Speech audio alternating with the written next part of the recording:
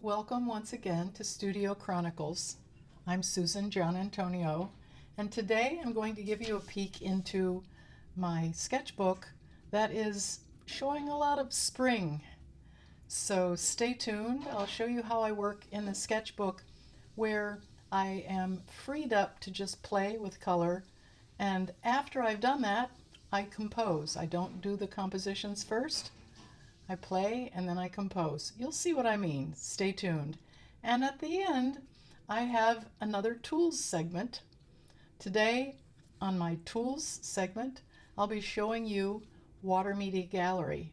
Water Media Gallery is a website I started almost 10 years ago, and it's a site where artists can create their own gallery and get 100% of the price of their painting, and it costs a very minimal amount to subscribe, a monthly fee or an annual fee. It's quite affordable. So stay tuned at the end and you'll hear some details, and I will also put information in the notes below. So welcome again. Incidentally, I'll be teaching a class called Painting People, a whimsical approach, and I think you'll have a lot of fun if you like to do contour drawing, blind contour drawing. The class will be offered on Monday afternoons in April 2026, so it's coming up very shortly after this video is released. I'd love to have you join me. We have a lot of fun. You'll see. I'll drop in a little video and show you what it's about. During these 4 weeks, 2 hours each session on Monday afternoons in April, we'll be doing some drawing and whimsical painting of one another. We've done this in the past and it's just such a great deal of fun. I'll also be showing a little bit about how to draw on your iPad. I use Procreate, and I'll show you just a little walkthrough of how sometimes I take my iPad with me to the airport or a waiting room or something. It's very easy to take, and I'll show you how I do that. Here's an example. And another thing we'll be doing is one of the favorites. I'm always asked if we can do carrot people. These are so much fun. So join me in April. I will put the registration information in the notes below. Today I want to talk to you about my art journey, which is rarely a straightforward process. I know everybody likes to have step 1, 2, 3, do this and then do this and then do this. But I find that working in my sketchbooks and having a play with my materials and painting a painting that might go in a frame, it doesn't work exactly step 1, step 2, step 3.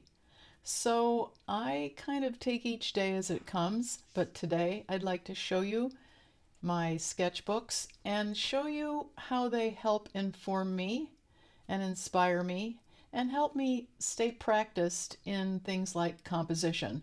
But the underlying common denominator in all of this process is the joy in doing it. So I kind of think to myself, what do I feel like doing today? Let's have some fun.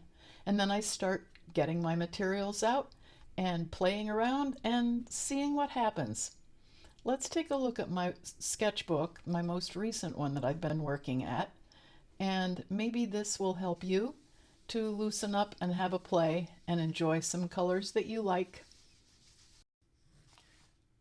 For a couple of weeks I have been doing some sketching, and I've used some photos that I will drop in here. When I've sketched, then I've torn up those sketches and I have collaged them into my sketchbook, recreating some compositions. This one is just a couple of pieces, but it was inspired by some beautiful spring photographs, and these give me ideas for paintings. It also gives me a lot of pleasure to just flip through these sketchbooks. This is another one that I've torn up and repositioned. I will never look at these and decide I'm going to recreate this brush mark by brush mark on a canvas or a larger painting. But every time I look at these, they give me ideas. For instance, I really like some of these lines that I put in before I even painted. I'll give you a close-up here. Let's see if I can show you. Okay, I like these lines. I like some of these scribbles. I like the white spots where it looks like my brush danced around the paper while I was painting, which it did.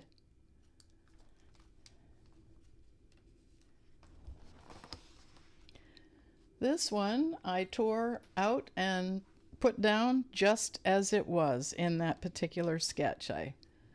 I kind of like that, and that gives me an idea of a landscape type of painting. Maybe I'll do a really big one inspired by these beautiful spring colors.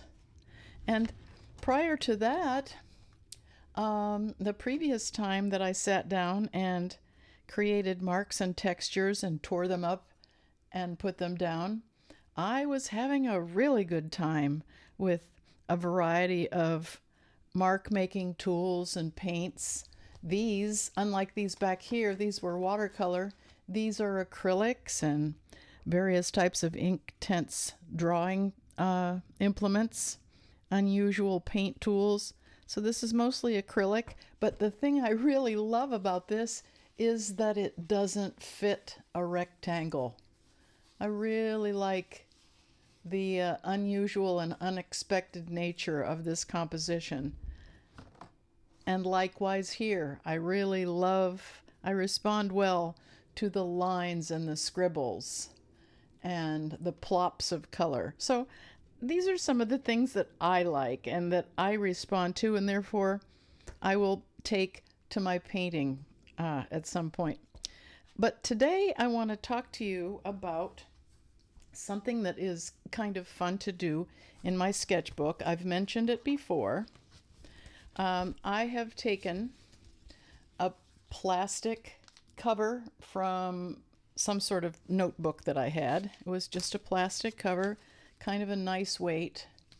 And I have drawn some squares, and then I've cut them out of the plastic. So I keep this in the front of my notebook so that when I feel like making small compositions, small sketches, small collages sometimes, I can lay this down as a template, and I can take a pencil and very easily create a page of squares. This would work even if you have a piece of cardboard, a chipboard. Most anything will work. So there's my template. I'll put that aside. And my page has 6 nice little squares. I'm going to take you back to one that I started a couple of weeks ago when I was teaching a workshop. And you'll recognize some of these marks and colors from these collages because I did these all in the same workshop. So some of these colors and textures were cut out. Now let me show you how I did this. I took a piece of my sketching that I had done, just very free, playful sketch with my materials, and I have taken a little mat that I have cut for myself out of watercolor paper that matches the size of this template. And this is how I can find something in my sketches that pleases me. So I go shopping for images. in my sketches. So let's see. What do I like? I like it all. But when I find something that I feel is going to work for me, that's kind of nice. Then I take my pencil and I draw my square.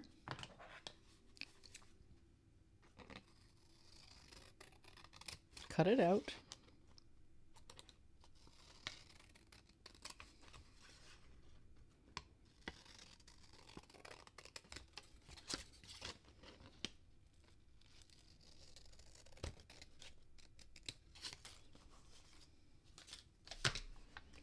And I figure out which direction I want to place this.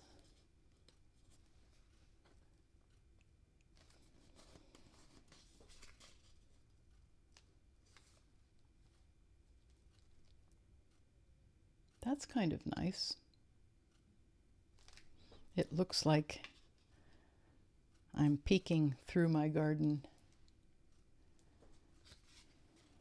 Well, actually, my garden isn't really quite planted yet this spring. It's the middle of March, and things are starting to pop here in Houston, Texas, but they haven't quite arrived yet. I'm seeing little hints of spring. I can't wait for the real deal. Okay, so I'm taking out my matte gel medium. I like this because it works really well on this paper. In this case, I have painted this on a lighter weight paper, but even if this had been painted on watercolor paper, it would adhere nicely into my sketchbook.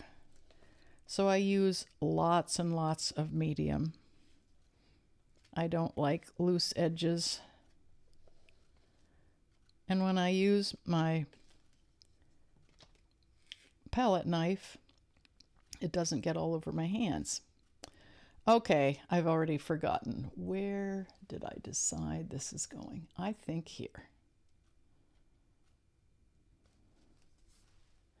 I think that works.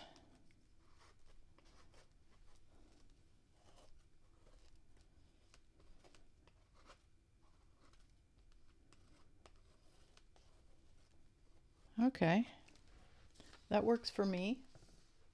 These are, I can flip through this sketchbook and I can get ideas for compositions. I also realized that this particular magazine spread really speaks to me, so I'm going to put it in here. I always take a picture to have on my cell phone of things that inspire me, but this one, I just kind of want to keep this one on hand. So there's nothing wrong with finding photo references. I'm never going to paint this photo reference so that the person who took this photo will recognize this in my paintings. I will always abstract it, but I really enjoy looking at the colors here, at the textures, and I have put that in there crooked, but that's okay. So when I'm flipping through, I will always enjoy discovering this in the future, and maybe future years I will do another series inspired by that. The last thing I usually do when I have a page full of these little squares, I take my black Posca pen and I make a nice line around them. I feel like this is a nice way to finish this. Posca is acrylic paint. I have tried doing this in the past with Sharpie pens, and the Sharpie really doesn't like the acrylic. The Sharpie does not like any wet medium at all. So in this case, this is wet around the edges, and the Posca pen doesn't care. Just goes right on beautifully.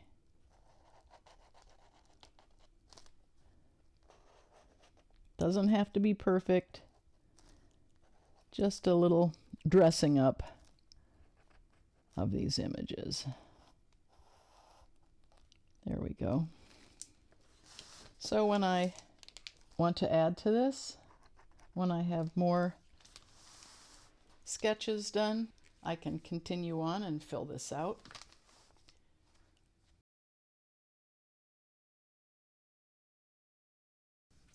Finally today, I want to share with you the website that I have been running for quite some time. I created it because I knew so many people who had so many paintings that they got discouraged about painting.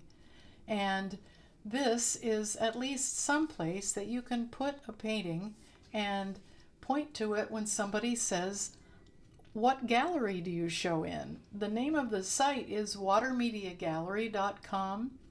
I'm very proud of it. I've sold 14 things on this website, paintings and scarves, painted scarves, merchandise, 14 since November. So December, January, February, March. So in less than 4 months, I personally have sold 14 items, and I advertise this so that we get pretty good traffic. So this is a place where you can post your work, and I'll show you around and see what you think. Water Media Gallery is a site that is an aggregate site where artists can show their work. On the front page, on the home page, is an exhibition.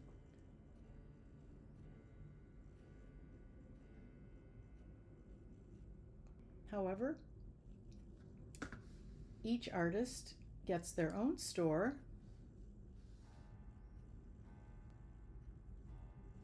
So when you set up your own store, you can put your paintings on here and create an inventory of your own work.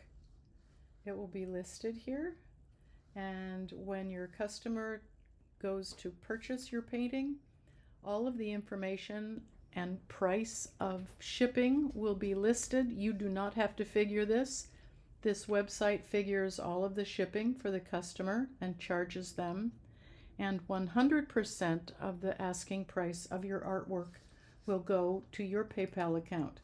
We get no commission. We simply pass the entire sales amount over to you. I feel like this is a really win-win situation for artists. So if you're interested in this, I will put information about this in the notes below, but you can go to watermediagallery.com yourself, and if you would like, go up here to Sellers and check out the various membership levels.